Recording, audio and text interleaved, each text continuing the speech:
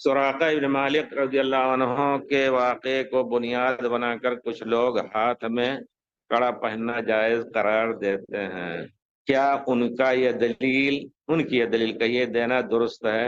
اتنی واضح دلیلیں چھوڑ کر کے جس میں پیارے رسول صلی اللہ علیہ وسلم نے منع فرمایا ہے، اول تو کڑا جو ہے یہ سونے کا ہو یا چاندی کا ہو، عورتوں کی زینت کی چیز ہے۔ لعن اللہ ہو، روایت میں لفظ جو آیا ہے کہ جو مردوں میں سے عورتوں کی مشابہت کرتا ہے، عورتوں میں سے مردوں کی مشابہت کرتا ہے تو وہ اللہ کی اس پر لعنت ہو۔ اس کو چھوڑ کر کے آپ جا رہے ہیں وہ ایک خاص واقعے کی طرف،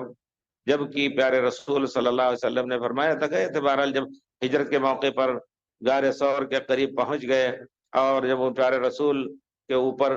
حملہ کر کے پیارے رسول کو پکڑنا چاہتے تھے تو ان کا گھوڑا دھنس گیا، فساخت دا فرسی حتی بلغت الرکبتین کہتے ہیں۔ میں نے حضور کی طرف بڑھنے کی کوشش کی تو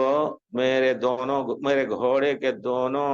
پیر جو ہے گھٹنے تک دھنس گئے۔ پھر پیارے رسول سے انہوں نے منت سماجت کی کہ آپ دعا کر دیجئے اور میں پھر آپ کو نہیں پکڑنے کی کوشش کروں گا، اور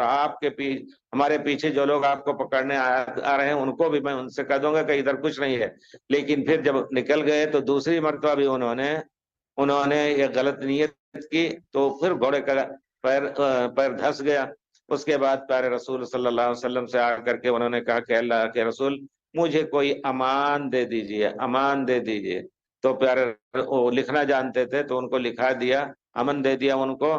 اور آپ نے فرمایا کیف بک یا سراقہ وانت لبست سوار کسرا، جو کسرا کے دو کنگن ہیں تم اس دن پہنا ہو جائے ہوئے۔ تو یہ خاص حالت میں پیارے رسول صلی اللہ علیہ وسلم نے ان کو پہنے کی، اور وہی اسی میں سے دوسرے صحابہ ہزاروں لاکھوں کسی کے بارے میں یہاں تک نہیں پہنتے تھے، لیکن یہ اسلام کا غلبہ